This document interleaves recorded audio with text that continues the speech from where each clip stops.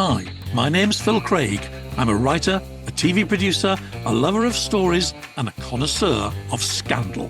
And I'm on a mission to bring you the most scandalous tales ever told. So thanks for joining me here at the Scandal Mongers Podcast.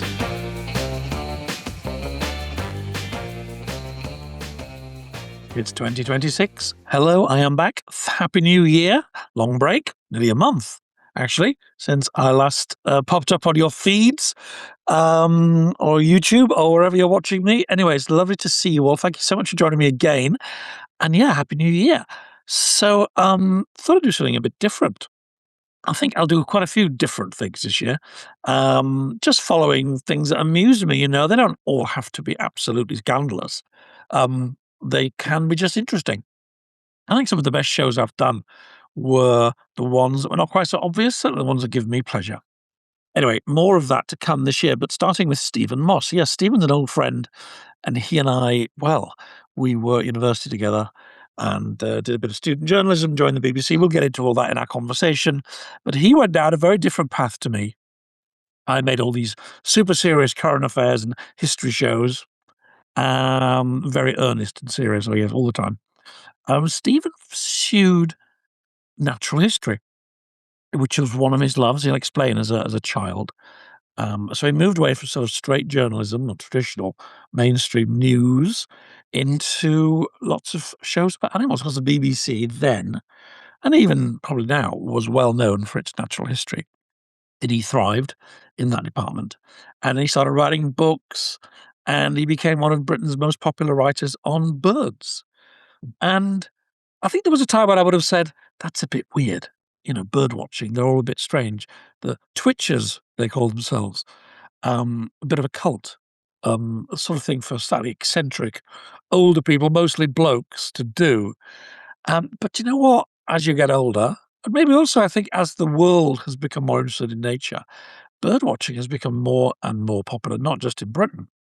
And it's and I've got into it. I recently joined the RSPB, the British Society for the Protection of Birds, Preservation of Birds.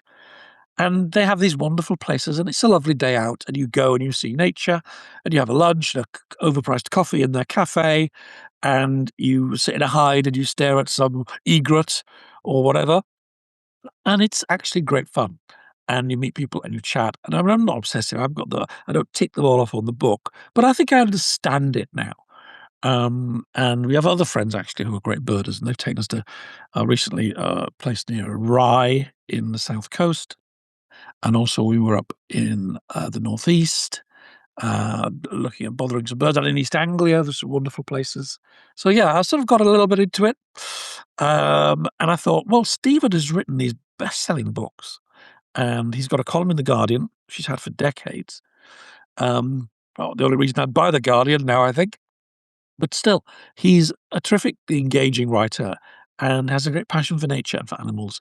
And of course, his world is also there's politics, there's scandal, there's controversy, there's all sorts of things tied up with climate change and whether we should conserve invasive species. So hopefully, it'll be a really interesting conversation, and the first of many in the new year. I'm now approaching 1.5 million downloads.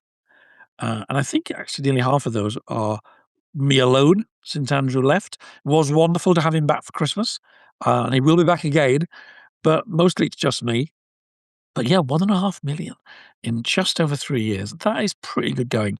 And the pod is in good health, I think, fingers crossed, for a good year. I certainly intend to carry on for a bit longer yet, because I'm really enjoying it. And thank you to all of you who watched the Christmas show. Did really well. Some fantastic comments. I'll read a few out. Just so nice. A lot of you gave me a little end of year present, a couple of quid, which is nice. The pod is just about covering its costs now, which is fantastic. So yeah, Anne Novelli, thank you for your lovely message. Buying the book, that would be Andrew's book.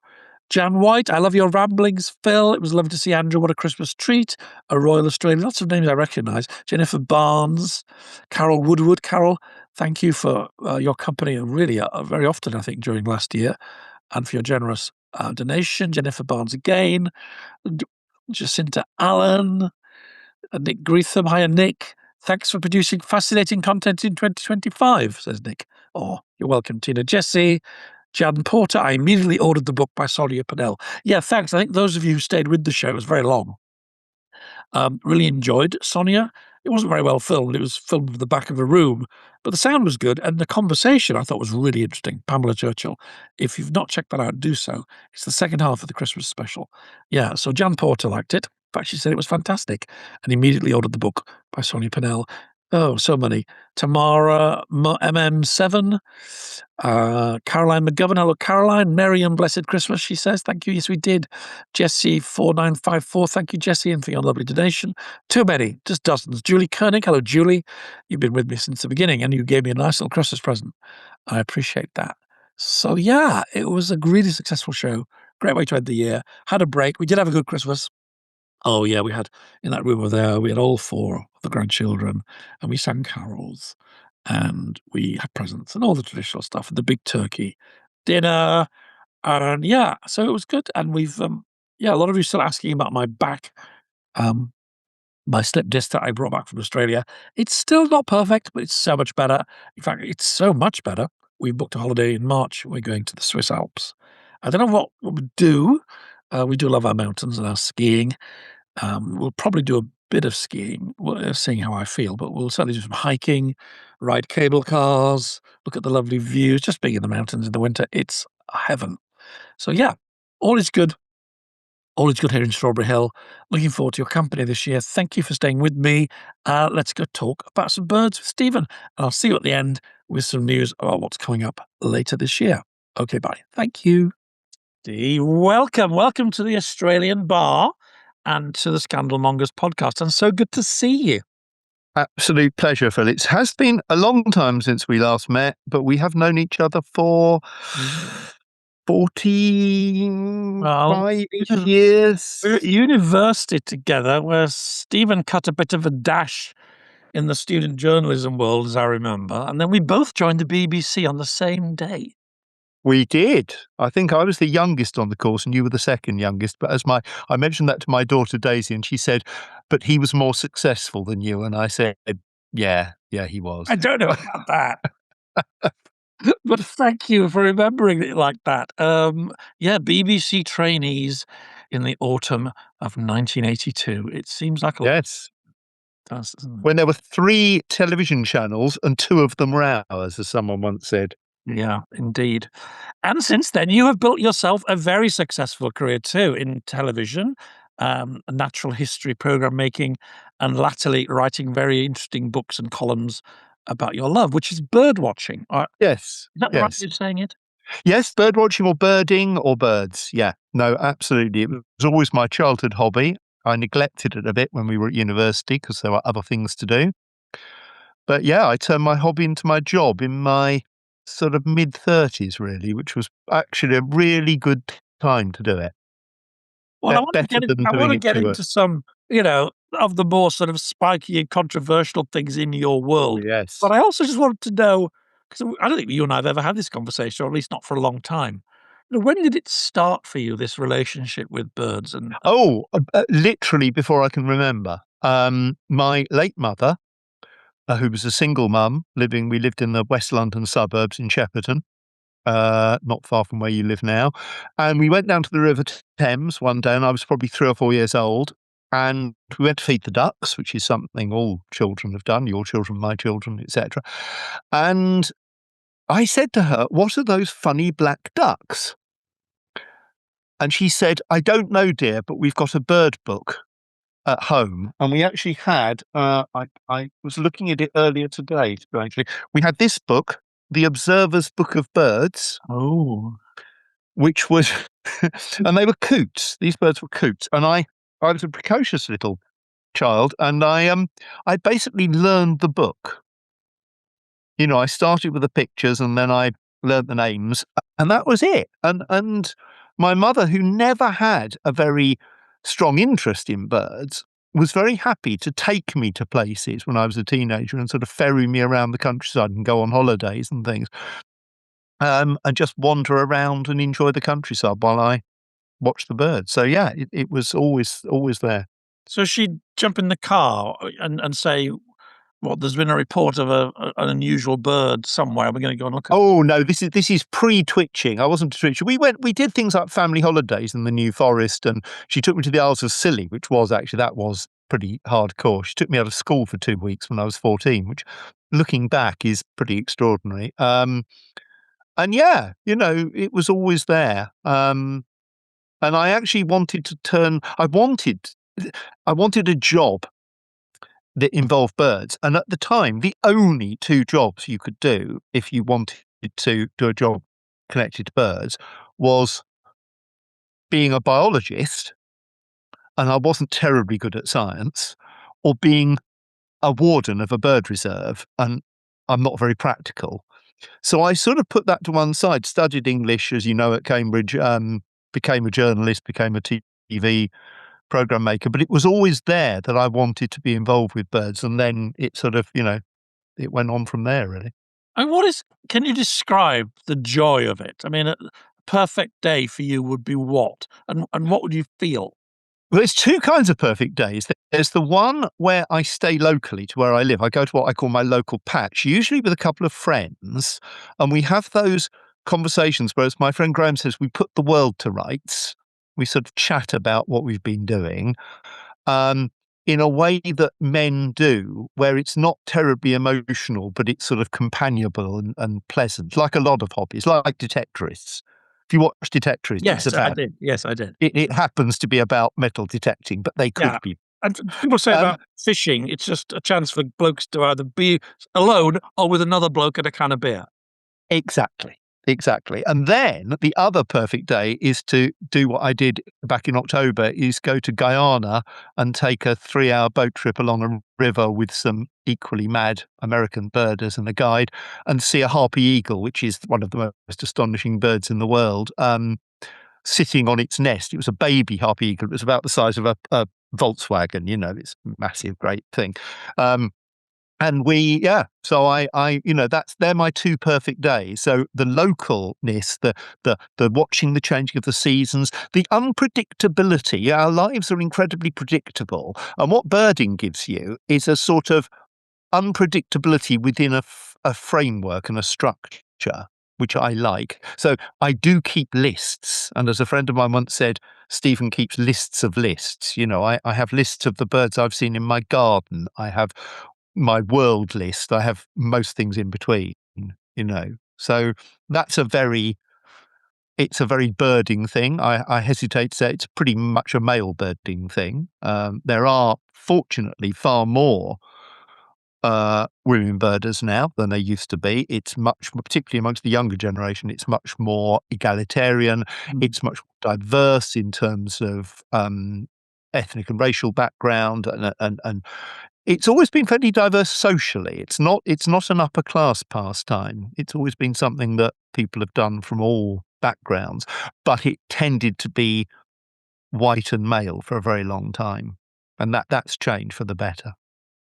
I think, you obviously changed, or it's helped to form you, this hobby, this love. How have the birds themselves changed, though, in all the many decades you were charging around the country trying to bother them? That's a very good question, because the irony is that in my lifetime, we have seen, on one side, on the negative side, a huge loss. Probably half the world's birds have disappeared, and probably a similar amount in Britain. In terms of individual birds, and lots of species have gone extinct globally. At the same time, rather bizarrely, a pastime that was seen as a bit weird and very niche when I started birding, really in the 60s and 70s, has become a huge, particularly in Britain and North America, a hugely popular and very accepted pastime, and even quite cool, because it's slightly cool to be nerdy. So we've had this irony that, we have millions of over 1 million members of the RSPB, loads of people go out bird watching in a way they didn't used to. It's much more diverse. All that's brilliant. And the downside is there's half the birds left. And why is that fundamentally? Fundamentally, it comes down to farming policy. and I'm very careful not to say farmers, it is the way we manage the environment in a way that is entirely directed to produce cheap, poor quality food, frankly. Farmers don't benefit from this because some farmers are rich, but not many. Certainly not the ones around my home in Somerset. The nation's health doesn't benefit, or the world's health, because we consume ultra-processed rubbish food. And the birds and wildlife absolutely don't benefit. And we'd think we'd know this by now, and yet the current government, as all previous governments of all coalition, Tory, Labour, and if they ever get in, God help us, Reform, all have the same view that nature is some sort of bolt-on extra that we don't really need to care about. And it's so short-sighted. It's so stupid. Who benefits? Tesco shareholders. And I thought you were going to say large I thought supermarkets you are would say available. climate change, but obviously Climate change, absolutely. Climate change absolutely is the other big thing. Weirdly, with climate change, it benefits some birds early on. It's what a scientist once called the honeymoon period, where as temperatures warm up, winters get milder, birds can survive better, they can breed earlier, all those things. There is a tipping point, and we're almost reaching it, where it has a huge effect on birds that are, and any species that are specialists, because their habitat changes and they can't move in a way that certain birds can. So the irony here, where I live in Somerset, we have 3 species of egret now. These are birds that when I was growing up were absolutely, only found around the Mediterranean, incredibly rare. You'd see them on Attenborough documentaries walking around on the, tops of buffaloes in Africa. And now cattle egrets are a very common bird around where I live. I wouldn't be surprised if an egret flew over as I'm doing this podcast. I'm looking out the window in what my friend calls bird Tourette's, where I'm always thinking, oh, what's that bird? If I suddenly grab my pair of binoculars and look out, it'll be that. Climate change is a huge thing. Habitat loss is a huge thing. Habitat, sort of, not just habitat loss, actually, it's the way habitats are being degraded. is this like fields getting bigger, hedgerows being chopped down? Yeah, which What happens. do you mean by habitat loss? Yeah, river pollution is an obvious one. The River Wye is virtually dead now to wildlife because of chicken farming along the edges. And what's depressing is that we've known about this really since the early 70s. We've known that we needed to treat nature differently.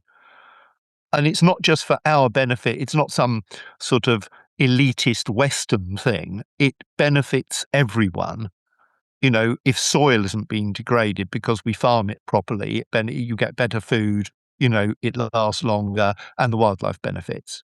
Farming and wildlife absolutely can integrate. And there are many farmers in Britain and several organisations, but particularly farmers, who are doing a fantastic job, despite often losing money initially because of it, to farm in a more sustainable way for wildlife. They find in the longer term they benefit financially as well, actually. That's the interesting thing about it. That's my rant of the day. But we love a rant on here, and it's interesting to me. We recently joined, of the million members of the RSPB. Francis and I recently joined on a lovely holiday in North Norfolk. We thought we should support these people, and we You're right. wandering around, chatting to various birders. Despite what you say about diversity, I'm here to tell you that 95% of them look a lot like you and me still, at least in North Norfolk, although I'm sure that will change. That's probably true. They're a very pleasant, affable, put the world to rights, let's have another coffee, get the thermos out. That kind of a person, very nice to hang out with. I don't imagine they're very political, and yet what you're talking about is politics, isn't it? Climate change, Yes, it is. how we manage the environment. Are there splits within the movement? Are there like the provos and the officials, all that kind of thing? Yes. Yeah, there are. There are people, including a very well-known ex-staff member of the RSPB, who's quite critical of the society. I think it's easy to be critical of them. I was on the board. I've been a member for 50 years, over 50 years. And I think, like all big organisations, charities like the National Trust, RSPB, they can be criticised. But fundamentally, I think they're doing a great job. And I think they are becoming more political and more outspoken. The Wildlife Trust is the other one, often forgotten, but that has almost 1 million members, and that's a very fine organisation. And I think, so there are splits. And I think when you bear in mind that even one of those organisations has far more members than all the political parties put together by a massive amount. Is that so? Oh, well, what have the Greens got now? What are they saying? Is it 180,000? The National Trust has got 5 million members. So they could affect the vote. And there was an interesting story yesterday. I think it was in The Guardian. I think it was based on a study, I want to say in Belgium or somewhere in the continent, where they asked politicians what people felt about environmental issues, and then they asked people what they felt. And they found there is a massive gulf between people who, by and large, want a good environment, want birds to be around, and politicians who think this is not important. Interesting. And I think that there will come a point where a clever politician, and Zach Polanski may be one of them, who realise that actually saying to people, nature is incredibly important from a selfish point of view from us, and from a long-term point of view for society, I think it's starting to cut through. And I don't mean just the Green Party. I think at the moment, the Green Party and the Liberal Party are the only two parties who do have a logical and sensible approach to this. And they're both doing pretty well in our current system. So, yeah, who knows? But yeah, it's Is this matched internationally? I mean, are there American, Australian, Canadian, European versions of the RSPB, and are they lobbying for the same things? I wrote a book many years ago called A Bird in the Bush, which was a history of bird watching, and I concluded that a love of nature is a very it sounds odd. It's a Protestant work ethic thing. It's the fact that we should have hobbies, and therefore, where my father came from in Italy, my father's family are Italian. They have no concept of what I do, and my passion for birds, because it's not part of a Southern European culture, and the number of members of the societies in France and Italy and Spain is minuscule. It's larger in Northern Europe. It's huge in Britain. It's huge in North America. It's fairly strong in Australia. It seems to be, it's a very... and then, of course, you've got the other issue, which is all around the world. Most of the good places to watch birds are in the developing world. They are Costa Rica, they are Guyana, places in Africa, places in Asia.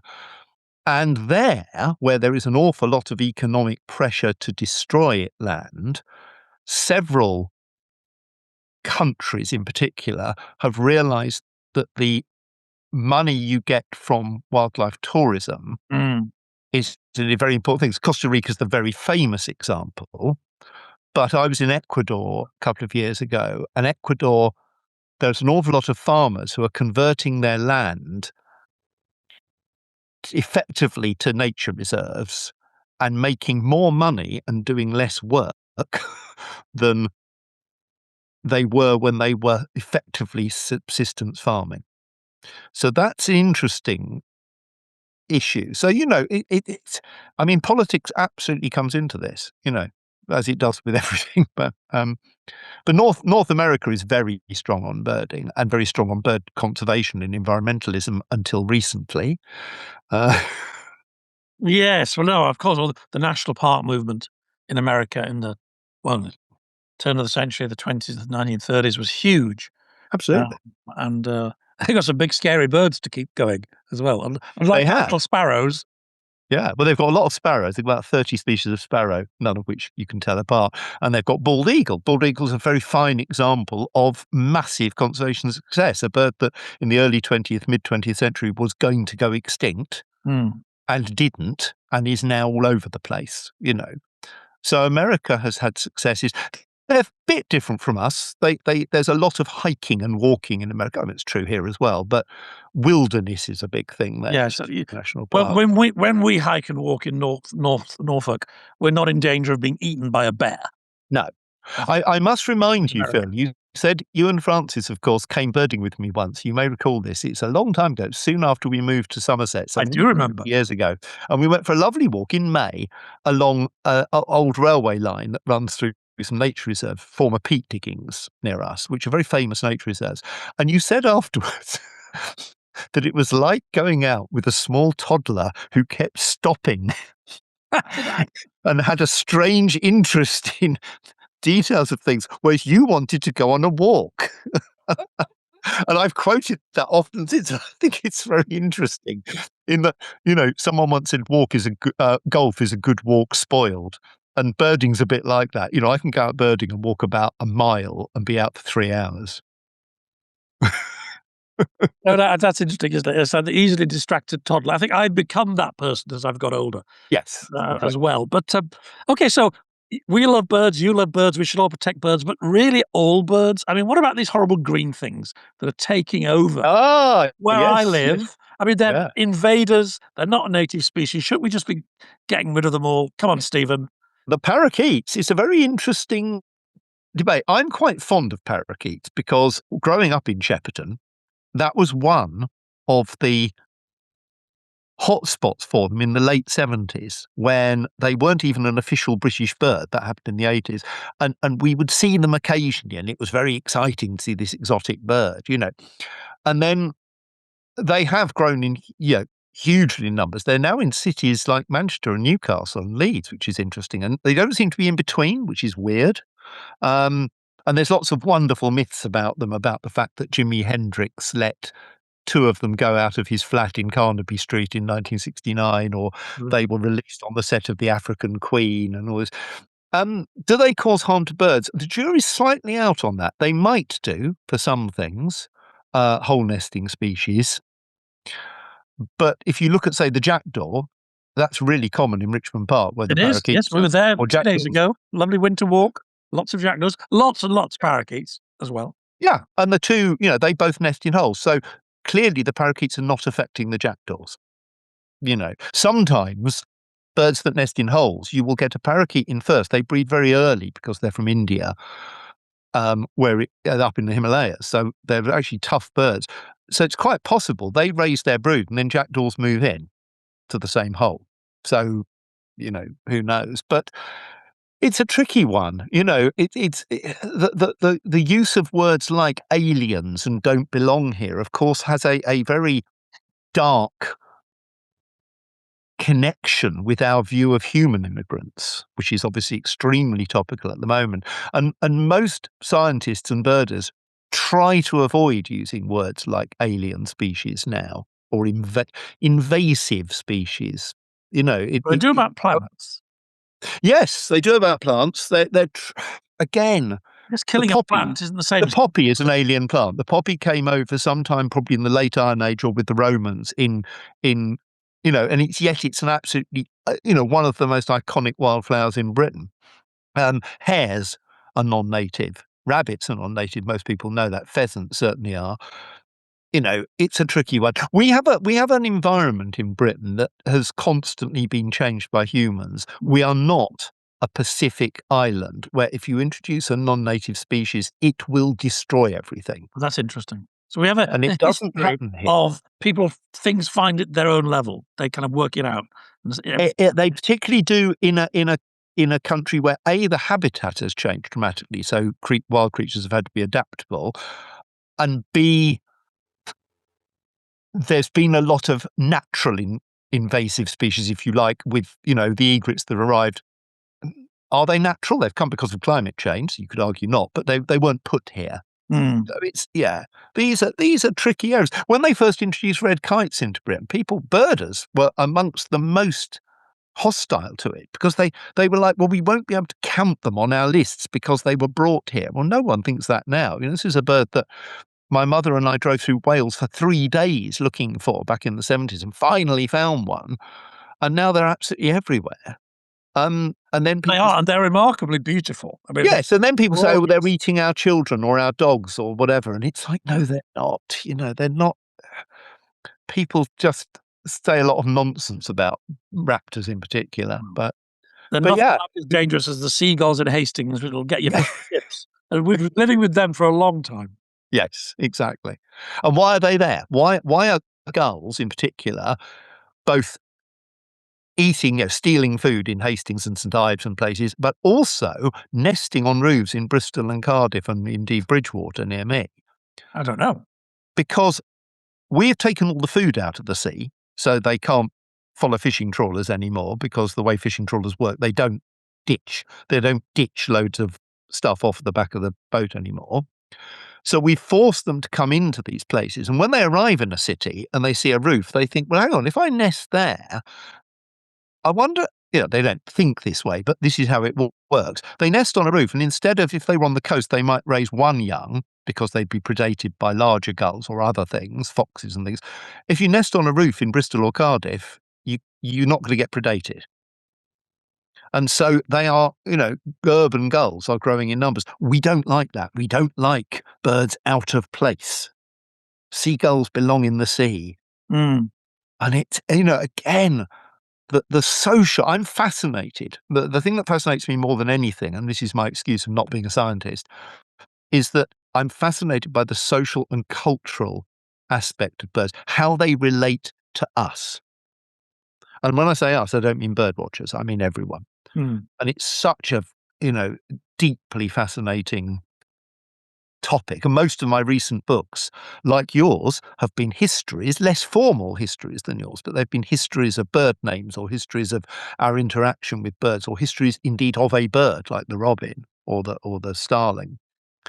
Which of those kind of strikes deepest with you and has made you really think about that cultural relationship? The bird names one did, because I'm fascinated by language. I studied English, and I always would have loved to have studied English language, now available as an A-level, but not in our day. So that was interesting, because what that did is it taught me a lot about the history of Britain and our relationship again with nature. But a book I wrote, it's my first global book. I wrote a book called 10 Birds That Changed the World 2 or 3 years ago, and it's been translated it's now in 9 different territories. It's all over Spain and South America. It's in Bulgaria. They've done a Bulgarian edition, Italy, Japan, Taiwan. Wow. And it's doing well in the States. And that was my first global book, because it was about 10 species that have interacted with man. And fundamentally, the book is about, because as you know with your books, what are they really about? Your book's about the Battle of Britain. What's it really about? It's actually about humanity, isn't it? And how we coped during the war. That's what you're interested in. That's what I'm interested in. What my book is about is, if you mess around with nature, and I could have used a ruder word there, it will mess around with you back. And absolutely, the stories I told in that book are about hubris, Chairman Mao deciding to kill all the sparrows and it working, and a year later the biggest ever famine in the world that killed more people than the entire First World War in China in 1 year. That's the story you sort of think you know about. Just give me a 3-minute version of that story. Broadly, Mao was struggling politically in the late 50s. He'd been in power for 10 years and the economy wasn't doing very well. So he came up with this idea of killing the 4 pests. And I think it was rats, mosquitoes, flies, and sparrows. What people then did is they obeyed him. 650 million Chinese people didn't say, can't be bothered to do that. The chairman had told them to do it. They went out and did it. They didn't just kill sparrows. Of course, they killed more or less every small bird. And they did so interestingly. Yes, some of them were shot, some of them were catapulted. Almost a vast majority of them were killed in cities by people making a noise from dawn to dusk for 3 days, and it just drove the sparrows mad, and they literally dropped out of the sky. And I met the most extraordinary woman who is still with us, called Esther Chow Ying, who was brought up in Britain by a foster family. Her father was Chinese, her mother was English. And in 1949, she went and joined the Red Army in China, speaking no Chinese. And 10 years later, she's working for the Chinese radio, English radio channel in Beijing, Peking then. And her colleagues say, we must go out and do the chairman's bidding. And she said, fuck Chairman Mao. It's a stupid idea. Why would we kill all the sparrows? And they killed the sparrows because they ate grain.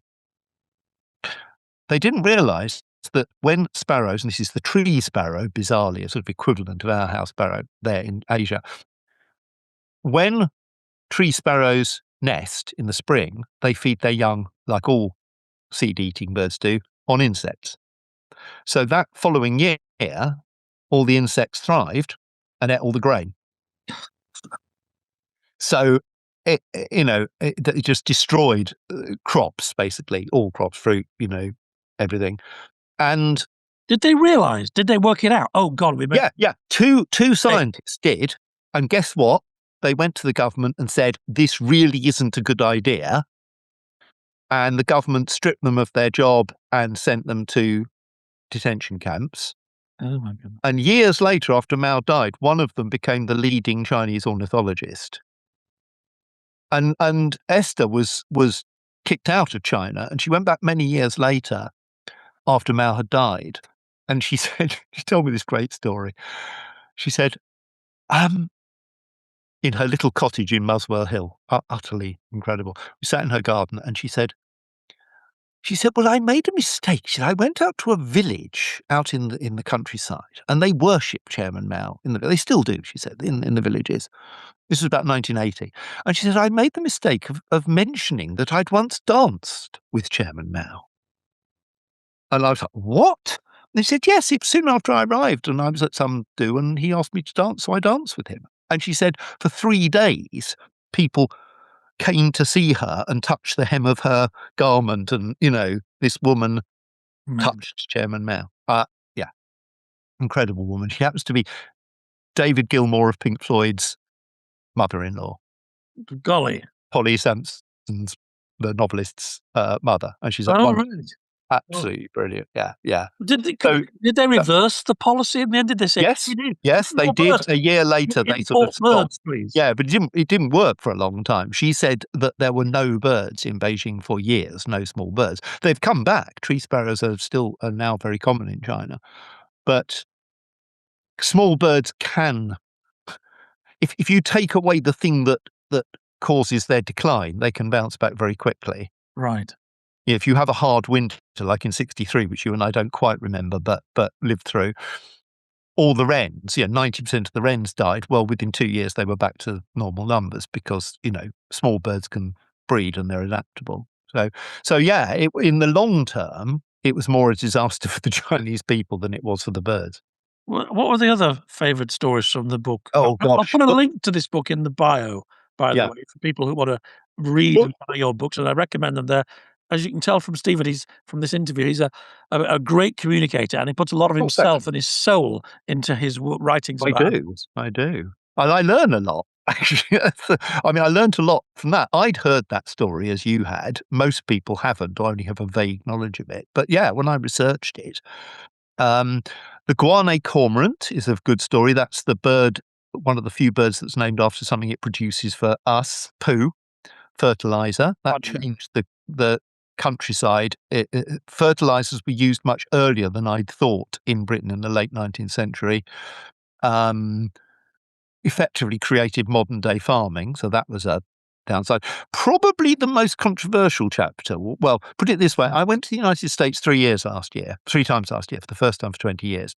And when I went the third time, my wife, Suzanne, said, every time you go, I expect to tune into the news the next day and see you wearing an orange jumpsuit in Guantanamo Bay.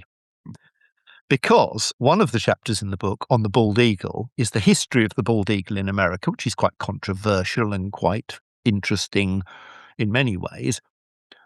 But a certain US president created images of the eagle. Eagle's always been used in heraldry and in symbolism. It's on more flags than any other bird by a long way.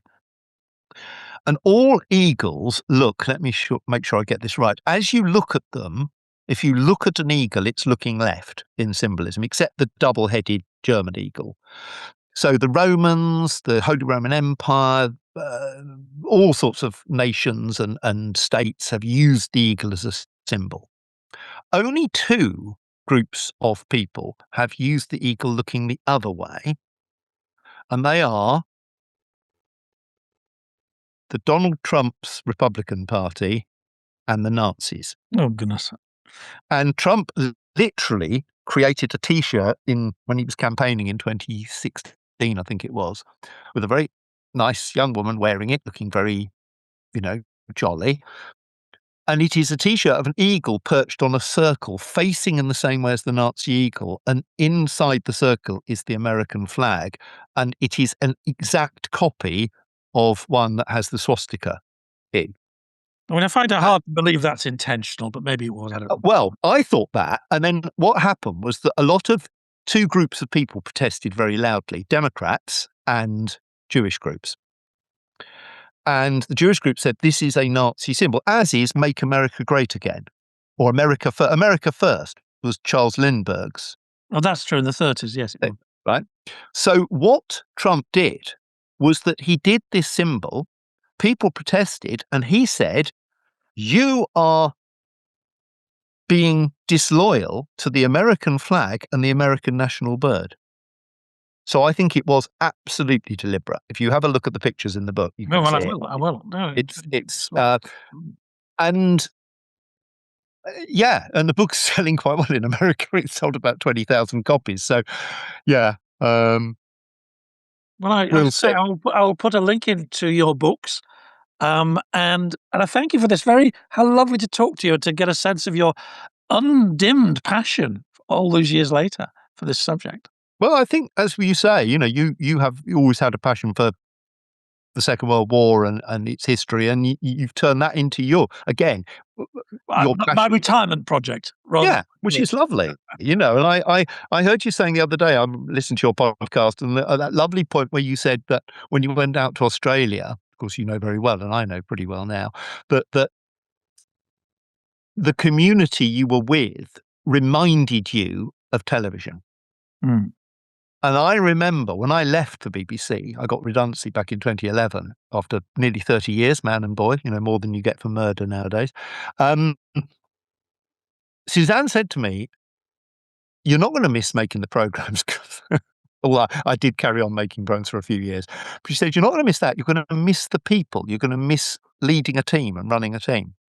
And she was absolutely spot on. And as you say, when you go and do a book tour or speaking about anything, you meet like-minded people who are either, in some cases, know more about the subject than we do, and in other cases, very new to it, members of the public who just come along out of interest.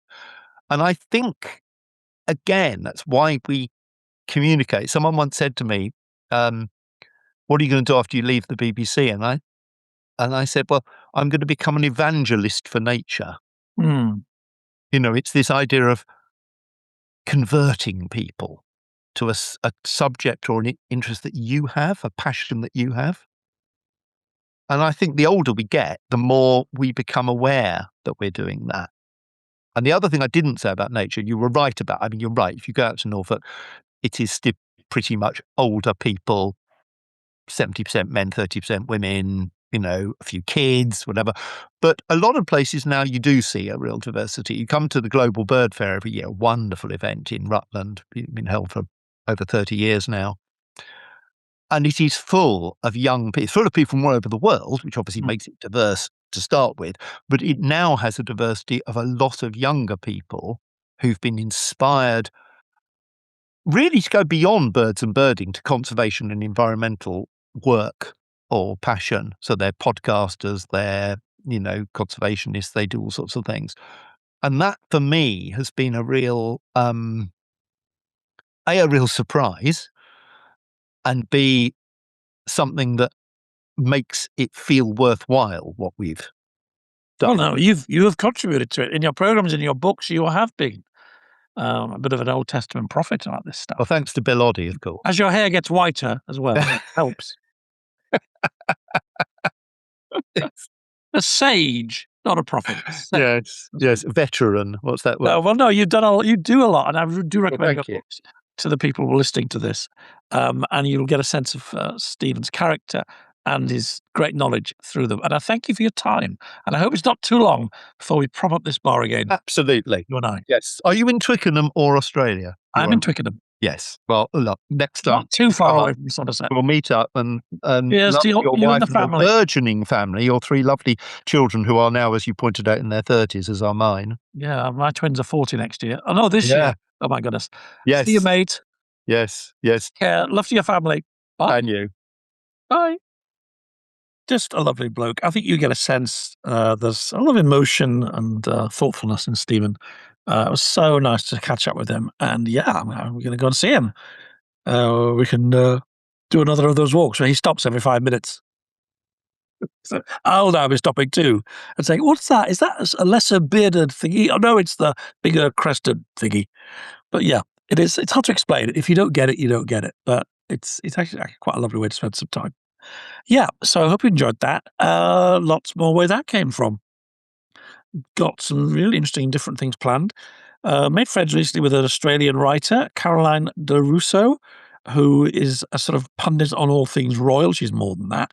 But she's going to come and talk. I do have a lot of Australian fans and my own love affair with Australia. There it is. There's the bar. Saw some good service over Christmas. I can tell you. But yes, Caroline's going to talk about royals and Australia and republicanism and how it's changed and how Australia feels about the royal family. Because certainly when I first started working there in the 90s and working with Australians, there was a feeling it was all coming to an end.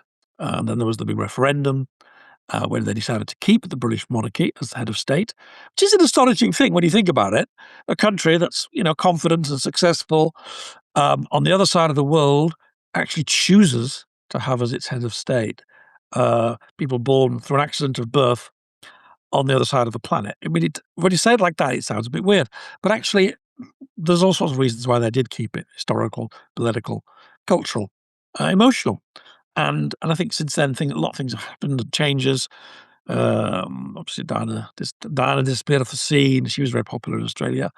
Camilla wasn't, but then she sort of was accepted, and then, of course, everybody loved William and Kate. And then there was all the trauma with Harry, who was popular in Australia, but then I think got less popular. Anyway, we'll get into all of this with Caroline.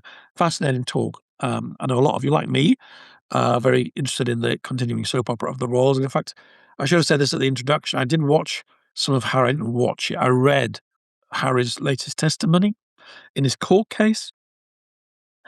It's, oh dear. I mean, I have said in the past that I'm sympathetic to Harry in his pursuit of the British tabloids, because at their worst, they really were very, very bad. And he knows, and this has come out in all sorts of different ways, that various factions in the royal family did sort of deals with the tabloid hacks, including the News of the World, during the time of phone hacking. And he feels his grievance very deeply. And I have some sympathy to that. But what this case is all about is about the invasion of his privacy during his years as a bachelor and his various girlfriends. And then, of course, when Meghan came on the scene. And he's finding himself caught out time and again because we don't live in a black and white world. It's never crystal clear how a story gets out. He is saying that subterfuge was used, people going through the dustbins, listening to phone calls. I dare say that happened. Certainly at the beginning of the period he's talking about. And we know it happened. But he's getting tied up in knots because the truth of the matter is it was never clear-cut who was leaking stories. A lot of the big stories he's complaining about, turns out, there's quite a good case to be made that they were leaked by some of his friends or just people talking after a few drinks at a party, saying something to something and said, let's pass it on to somebody else. Or even in some cases, maybe even Harry himself wanting a story to get out there. And it's very difficult if you play that game. And of course, he then played it later with his own books and TV shows. If you play that game of using your own private life as part of a kind of public war, it's very hard to complain that others do it without your permission, because you are and always have been public property. That is the point of view as a royal. It is very difficult to draw a real dividing line. It looks to me like he's getting tied up in knots and quite a few other things, the stories he's complaining about, were not obtained kind of illegally or disreputably, but just through a normal process of gossip and journalists doing what journalists do. And yeah, I think he might regret this final court battle. I don't know. Something I should have said at the beginning, but I forgot. But anyway, so talking about royals, we'll definitely keep on doing that this year, starting with Caroline and Australia's take on royalty. So I think it'll be quite interesting. And I'm sure she'll get into Harry and Meghan and all that stuff. What else? Oh, yes, more 1960s. I'm going to do a show about Rackman. Does that mean anything to you? Peter Rackman was a notorious landlord in the 50s and 60s, and his name became associated with a kind of really bad criminal behavior, pseudo-criminal behavior of, people buying houses, stuffing them full of people, overcharging them, using heavies and menaces, and, you had no rights, and you were pushed around, and it became quite a big scandal in the 60s. And, of course, he was connected to that seedy but also slightly glamorous world of celebrities, film stars, slightly dodgy characters on the fringe of politics, and gangsters. Because London had its fair share of gangsters, and they were very interested in making money out of property as well. So that'd be a really interesting story. And I always find it very interesting when people join the pod. I do look at the data. When people find the pod and subscribe, very often they go check out some of the earlier shows. And some of them are the obvious ones, and I love that people like them. Me talking about Diana, for example, at the very beginning, and lots of stuff about the royals. But people always really like Lord Lucan. They love the Profumo show.